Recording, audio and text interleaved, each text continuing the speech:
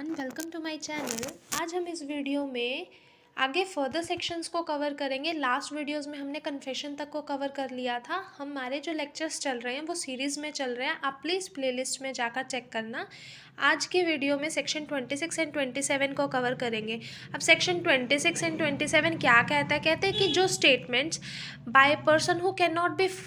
Not be called as a witness, ठीक है, ऐसे पर्सनस की स्टेटमेंट जिनको हम विटनेस के रूप में कोर्ट में नहीं बुला सकते, उनकी स्टेटमेंट किस तरह से ली जाएगी एंड उनकी कौन सी स्टेटमेंट रेलिवेंट कंसीडर की जाएगी। तो सेक्शन 26 हमारा बात करता है cases in which statement of relevant fact by person who is dead और can not be found etcetera is relevant. कहते हैं ऐसे पर्सन की स्टेटमेंट या तो जो मर चुका है या फिर जो मिल नहीं रहा है, एक्सेट्रा लिखा है मीन्स कुछ ऐड ऑन है यहाँ पर, ठीक है। ऐसे पर्सन की स्टेटमेंट जो या तो मर चुका है या नहीं मिल रहा है, ठीक है, उनकी स्टेटमेंट्स रेलेवेंट किस तरह से होगी? रिलेटेड टू फैक्ट से रिलेटेड, रेलेवेंट फैक्ट से रिलेटेड। तो उनकी केस में कौन सी स्टेटमेंट को हम कंसीडर करेंगे, एज अ एविडेंस लेंगे। तो सेक्शन हमारा 26 बात करता है कि स्टेटमेंट रिटन और oral means verbal statement, written और वर्बल और relevant fact made by a person who is dead,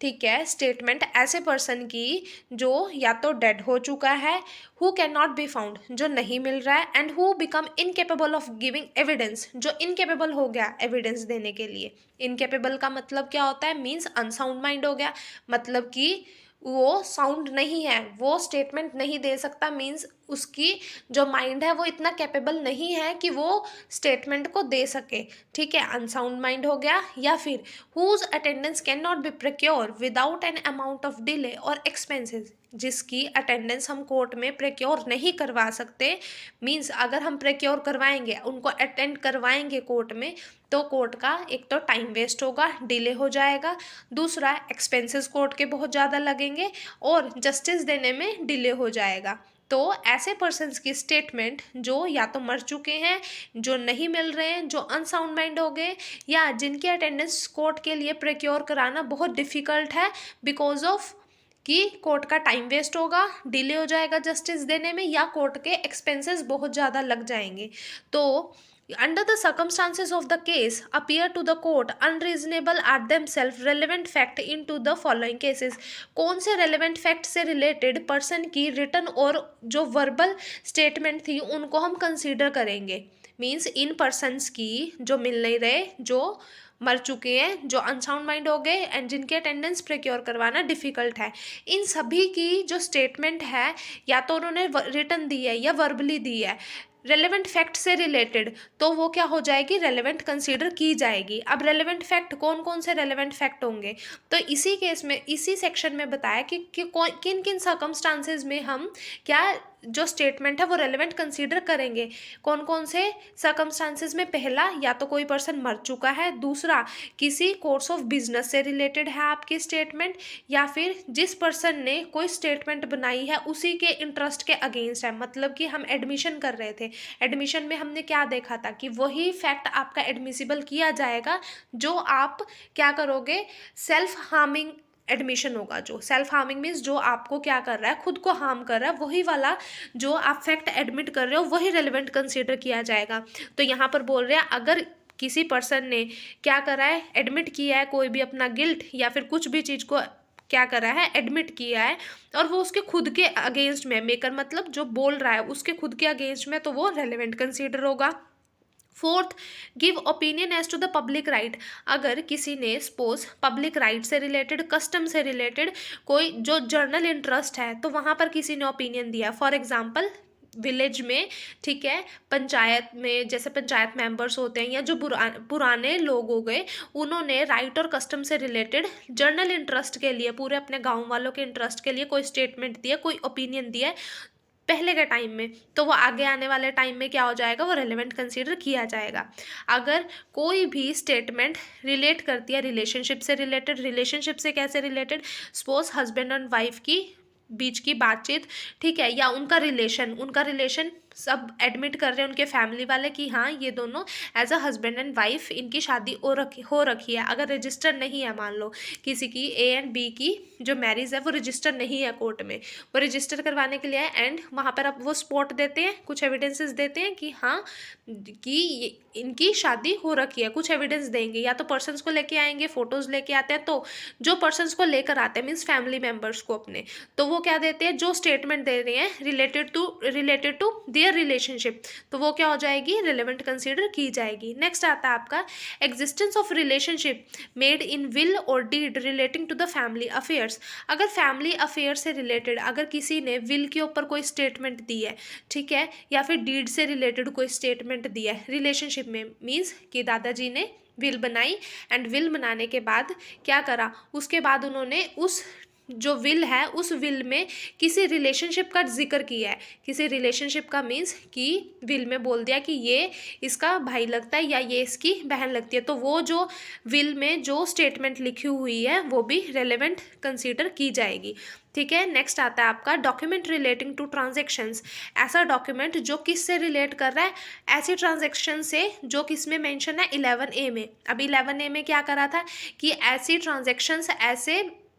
जो राइट एंड कस्टम से रिलेटेड हैं, राइट एंड कस्टम क्या है आपका क्वेश्चन में है, ठीक है, राइट एंड कस्टम क्वेश्चन में था। ट्रांजैक्शंस ऐसी जो राइट और कस्टम के क्वेश्चन में होने से किन चीज़ों की वजह से क्वेश्चन में था, क्रिएटेड उनके क्रिएशन से, उनके मेकिंग में, ठीक है, उनके रिव्यू पे, तो ये सारी चीज़ों पे क्या हो जाएगा, अगर क्वेश्चन है इन चीज़ों के ऊपर, राइट और custom is in question was created, claim, modify, recognise, asserted, deny और which was inconsistent with its existence, तो इन सब से रिलेटेड कोई भी आपकी स्टेटमेंट है तो वो रेलेवेंट होगी। यहाँ सिंपल सा मतलब है कि 11A में जो भी ट्रांजैक्शन हुई है राइट एंड कस्टम से रिलेटेड, जो राइट एंड कस्टम हमारा क्वेश्चन में था, क्वेश्चन में क्यों था, उनकी क्रिएशन की वजह से, उनके क्लेम की वजह से, मॉडिफाई की वजह से, रिकॉग्निशन की वजह से, तो वो सारी चीज़ें क्या हो जाएंगी आपकी रेलेवेंट कंसीडर की जाएंगी। अब नेक्स्ट बोलता है कि made by several person and express feeling relevant to the matter in fact, की ऐसी स्टेटमेंट जो बहुत सारे लोगों ने दिया है, बहुत सारे लोगों ने दिया, तो वो वाली जो स्टेटमेंट है वो क्या हो जाएगी, एक चीज़ आपकी पर्टिकुलर क्वेश्चन में थी एंड उस क्वेश्चन के ऊपर बहुत सारे पर्सन्स ने क्या कर दिया, एक स्टेटमेंट दिया, तो जो उन सब की स्टेटमेंट होगी वो रेलेवेंट कंसीडर की जाएगी। तो सिंपल सी बात, सेक्शन 26 हमारा बात क्या करता है कि ऐसे पर्सन्स की स्टेटमेंट जो नहीं मिल रहे हैं, जो मर चुके हैं, जो अनसाउंड माइंड हो गए, जिनकी अटेंडेंस कोर्ट में करवाना बहुत डिफ़िकल्ट हो जाएगा क्योंकि डिले हो जाएगा या फिर कोर्ट के एक्सपेंसेस बहुत ज़्यादा लग जाएंगे, तो उनकी जो स्टेटमेंट है रिटन हो या फिर वर्बल हो वो रेलेवेंट कंसीडर की जाएगी रिलेटिंग टू किससे, रेलेवेंट फैक्ट से रिलेटेड। रेलेवेंट फैक्ट क्या होता है, फैक्ट इन इशू से रिलेटेड अगर वो कोई स्टेटमेंट दी है, उन्होंने पहले दी है, ठीक है, वो रेलेवेंट कंसीडर की जाएगी। अब किन किन सर्कमस्टांसेस में, कौन कौन से सर्कमस्टांसेस है, या तो डेथ से रिलेट हो, बिजनेस से रिलेट हो, पर्सन ने खुद स्टेटमेंट दी एंड वो उसी के अगेंस्ट में है, ठीक है, कस्टमर राइट के ऊपर किसी ने ओपिनियन दिया है, जनरल इंटरेस्ट है किसी ऐसे पर्सन का ओपिनियन जो मतलब उससे क्या है, उससे मतलब कोई पुराना बुजुर्ग हो गया विलेज में, जो आपको एग्जांपल दिया, ऐसे रिलेशनशिप से रिलेटेड कोई जो मैरिज वाला आपको एग्जांपल दिया, एंड एग्जिस्टेंस बता रहे हैं विल या डीड में रिलेशनशिप की, वो वाली स्टेटमेंट, डॉक्यूमेंट जो आपका 11A से डील कर रहा है, ठीक है, एंड बहुत सारे सेवरल पर्सनस ने एक्सप्रेस करी है फीलिंग किसी एक पर्टिकुलर क्वेश्चन के ऊपर, तो वो सारी जो आपकी क्या है स्टेटमेंट्स रेलेवेंट कंसीडर की जाएंगी। अब जो हमारा सेक्शन 26 का 1 है वो उसमें क्या बोला गया था कि ऐसे पर्सन की स्टेटमेंट जो मर चुका है उसकी रेलेवेंट कंसीडर की जाएगी। अब मर चुका है मतलब कि डाइंग डिक्लेरेशन के ऊपर आपके पास बहुत सारे क्वेश्चन आते हैं, मीन्स आपको मेंस में भी आप इस क्वेश्चन को देखोगे डाइंग डिक्लेरेशन को लेकर। अब जो डाइंग डिक्लेरेशन का मतलब क्या है, मतलब कि ये सबसे पहले एक प्रिंसिपल पर बेस्ड है, लेटरम मॉर्टम, जिसका मतलब होता है कि पर्सन ने अपनी डेथ से पहले कुछ भी कहा उसको क्या बोलते हैं, लेटरम मॉर्टम, ठीक है, एंड एक मैगजिम पर बेस्ड है, Nemo मेरिटर्स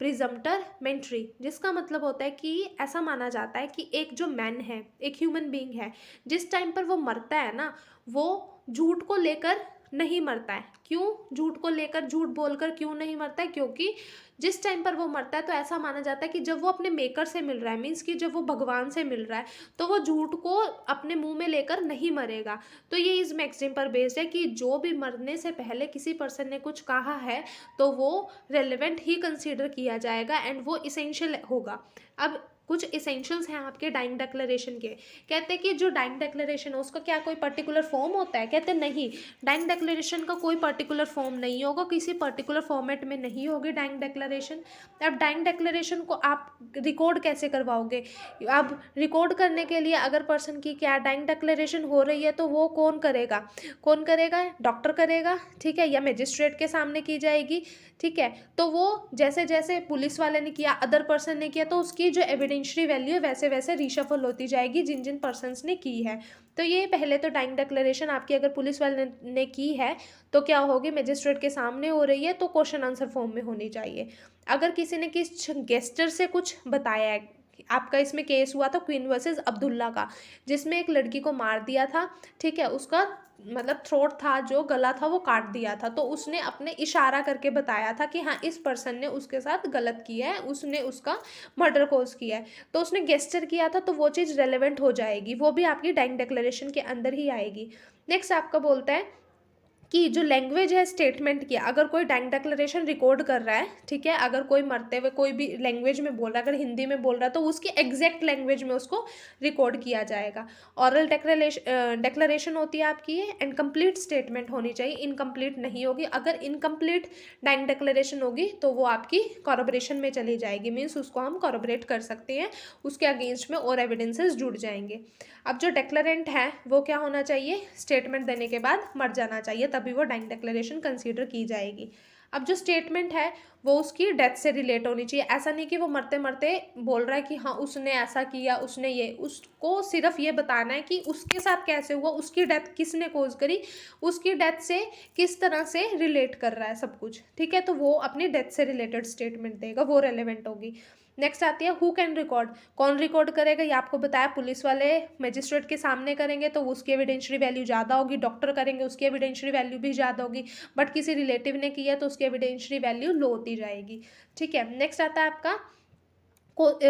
causes of death must have in question, कि उसका जो डेथ हुई है ना वो किस कारण से हुई है, ये क्वेश्चन में होना चाहिए। मतलब ऐसा नहीं कि उसकी नेचुरल डेथ हुई है, नेचुरल डेथ हुई है और उसने डिक्लेरेशन दे दी तो वो डाइंग डिक्लेरेशन बन जाएगी, नहीं ऐसा नहीं है। अगर उसकी डेथ मर्डर से हुई है, रेप की वजह से हुई है, मीन्स उसकी डेथ के ऊपर क्वेश्चन आ गया, कारण आ गया कोई, तब वो क्या कंसीडर की जाएगी, डाइंग डिक्लेरेशन। और जो पर्सन है ना जो स्टेटमेंट दे रहा है वो फिट होना चाहिए, फिट होना चाहिए। फिट मीन्स कि ऐसा नहीं कि डाइंग डिक्लेरेशन दे रहा है एंड वो अनसाउंड माइंड है और वो कुछ भी बोल रहा है, मीन्स डॉक्टर ने सर्टिफाइड किया होना चाहिए कि जो पर्सन जो डाइंग डिक्लेरेशन दे रहा है, जो डिक्लेयर कर रहा है रिलेटेड टू देयर डेथ कि किस तरह से हुई, कैसे हुई, तो वो सर्टिफाइड किया होना चाहिए डॉक्टर ने, एंड वो क्या पर्सन फिट होना चाहिए स्टेटमेंट देने के लिए। अब इसमें कुछ लैंडमार्क केस थे आपके। एक तो आपको बताया कि क्वीन वर्सेस अब्दुल्ला, कि अगर गेस्टर से कुछ भी मतलब कुछ भी आपको बताया है गेस्टर से तो वो भी क्या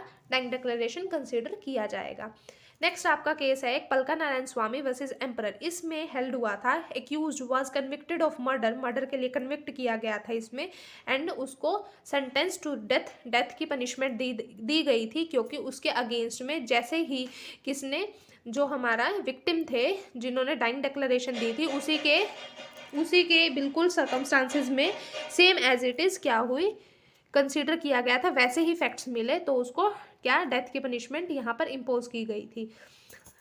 नेक्स्ट आपके रेलेवेंट केसेस हैं, इनको आप रीड आउट करना। नेक्स्ट आपके कुछ एक्सेप्शंस आ जाएंगे डाइंग डिक्लेरेशन से रिलेटेड। कहता है डाइंग डिक्लेरेशन अगर इनकम्प्लीट हुई तो आपकी उसकी एविडेंशियरी वैल्यू बिल्कुल लो हो जाएगी। इन्फ्लुएंस नहीं होनी चाहिए, आपने किसी से इन्फ्लुएंस होकर नहीं दी होनी चाहिए डिक्लेरेशन, अनट्रू नहीं होनी चाहिए, अनसाउंड माइंड पर्सन ने नहीं दी होनी चाहिए, एंड कॉन्ट्राडिक्टरी नहीं होनी चाहिए। कॉन्ट्राडिक्टरी मीन्स कि आप कभी कुछ बोल रहे हैं कभी कुछ बोल रहे हैं, ऐसे स्टेटमेंट्स नहीं होने चाहिए। अगर इस तरह के स्टेटमेंट्स हैं तो वो डाइंग डिक्लेरेशन नहीं मानी जाएगी आपकी। ओके, नेक्स्ट आपका सेक्शन बात करता है 33। सेक्शन 33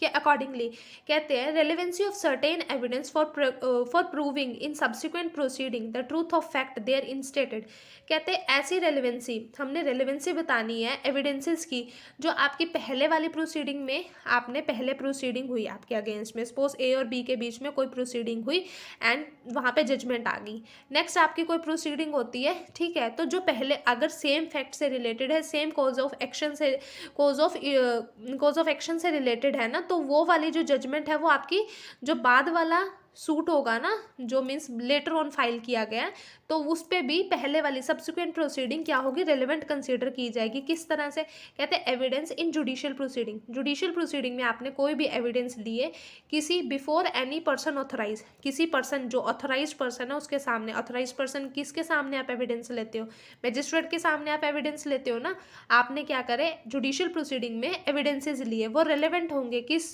पर्पस के लिए, अगर किस पर्पस के लिए रेलेवेंट होंगे कि पहले वाली प्रोसीडिंग में आपने क्या करे थे, सपोज करो पहले वाली में आपके सारे एविडेंसेस हुए हैं एंड लेटर स्टेज पर भी सेम एविडेंसेस आ जाते हैं, सेम क्वेश्चन अराइज हो जाते हैं, दोनों के बीच में केस हो रहा है, ठीक है, सेम क्वेश्चन वहीं पर आ गए, केस कुछ और था बट जो एविडेंसेस का मैटर था एक बिल्कुल सेम आ गया, ठीक है, तो वहाँ पर क्या कोर्ट दोबारा से एविडेंस लेगा, नहीं, वहाँ पर कोर्ट दोबारा से एविडेंस ना लेकर पहले वाले को ही मान लिया जाएगा, ठीक है, बट वो किन केसेस में होगा, वो इन केसेस में होगा कि अगर पर्सन क्या डेड हो चुका है, पर्सन नहीं मिल रहा, या पर्सन क्या है इनकेपेबल हो गया, या फिर पर्सन क्या है who is kept out by the way of adverse party, दूसरी पार्टी ने ही, एडवर्स पार्टी ने ही ऐसा कर दिया कि वो पर्सन आ ही नहीं सके कोर्ट में एविडेंस देने के लिए, या जिनकी अटेंडेंस नहीं करवा सकते हम। अब ये प्रोविज़न क्यों आया, ये प्रोविज़न इसलिए आया, मान लो ए और बी के बीच में क्या था, केस था, ओके, जजमेंट आ गई, बी के अगेंस्ट में जजमेंट आ गई, ए जीत गया, ठीक है, बट ए मर जाता है, बाद में बी का ए के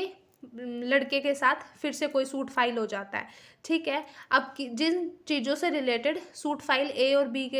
के बीच में था ना, कुछ एक मैटर जो बी और सी के बीच में भी आ जाता है सेम फैक्ट्स को लेकर, कुछ थोड़ा सा रिलेट हो रहे हैं फैक्ट्स, तो अब कोर्ट को क्या चाहिए, एक एविडेंसेस चाहिए, वहाँ पर एक ही स्टेटमेंट चाहिए। अब क्या ए तो मर चुका है, या फिर ए नहीं मिल रहा, या ए बहुत दूर है उसको बुला नहीं सकते, या फिर वो अनसाउंड माइंड होगा, तो उसकी स्टेटमेंट किस तरह से लेंगे, तो कहते हैं जो पहले वाले सूट में जो ए और बी के बीच में था ना, जब ए ने स्टेटमेंट्स दी थी एंड वही वाली आपकी लेटर ऑन स्टेज पर भी क्या हो जाएगी, रेलेवेंट कंसीडर की जाएगी। सेक्शन 33 आपका बेसिकली ये कहना चाहता है, ठीक है, प्रोवाइडेड क्या है, सेम पार्टीज के बीच में होना चाहिए सूट, या फिर रिप्रेजेंटेटिव के बीच में होना चाहिए, और जो पहले वाली प्रोसीडिंग थी उसमें क्या, पहले वाली प्रोसीडिंग ए और बी के बीच में थी ना, बट प्रोवाइडेड यहाँ पर ये दिया गया कि ए और बी के बीच में जब प्रोसीडिंग चल रही थी ना, तब बी को पूरी अपॉर्चुनिटी मिली होनी चाहिए क्रॉस एग्जामिन करवाने की, मीन्स बी को पूरी अपॉर्चुनिटी मिली होनी चाहिए अपने केस को प्रूव करने की। अगर वहाँ पे बी को वहाँ पे मतलब दबाया गया, उसको एविडेंसेस नहीं देने गए, फ्रॉड से लिया, तो वो रेलेवेंट नहीं मानी जाएगी, उसको पूरी अपॉर्चुनिटी मिली होनी चाहिए अपना केस प्रूव करने की, तभी वो रेलेवेंट होगा, ठीक है। नेक्स्ट आएगा क्वेश्चन इन इशू व सब्सटेंशियली सेम, जो क्वेश्चन है वो सेम सेम होना चाहिए पहले और दूसरे वाले सूट में, ठीक है। एक्सप्लेनेशन में है इसकी, क्रिमिनल ट्रायल, जो क्रिमिनल ट्रायल है या फिर इंक्वायरी है वो कैसी होनी चाहिए, shall be deem to be a proceeding, कैसी प्रोसीडिंग मानी जाती है कि किसके बीच में हो रही है, प्रोसिक्यूटर एंड एक्यूज के बीच में हो रही है with in the meaning of this section. अब हमने क्या पढ़ा, हमने तीन चीज़ें पढ़ी इसमें, सेक्शन 26 पढ़ा हमने पूरा, एंड 26 का 1 क्लोज में पढ़ा डाइंग डिक्लेरेशन, एंड 26 पढ़ा, 26 के 1 में क्या पढ़ा, डाइंग डिक्लेरेशन। 27 पढ़ा जिसमें हमने देखा कि पहले वाली प्रोसीडिंग्स किस तरह से दूसरी वाली प्रोसीडिंग में जो एविडेंसेस लिए किस तरह से वो रेलेवेंट हो जाते हैं। अब डाइंग डिक्लेरेशन में क्या था कि किसी ने मरने से पहले कुछ स्टेटमेंट दी, वो आपकी रेलेवेंट हो जाएगी, एंड आपको सपोज आपने कुछ भी बोला है अपने मरने से पहले, तो वो अगर अनट्रू है, आपने इन्फ्लुएंस्ड होकर बोला, तो वो इरेलेवेंट हो जाएगा। क्यों? क्योंकि वो एक्सेप्शंस में आ जाएगा। डाइंग डिक्लेरेशन की लैंडमार्क केसेस देखे। होप आपको ये वीडियो अच्छी लगी। लाइक करना, शेयर करना, सब्सक्राइब करना चैनल को। Thank you.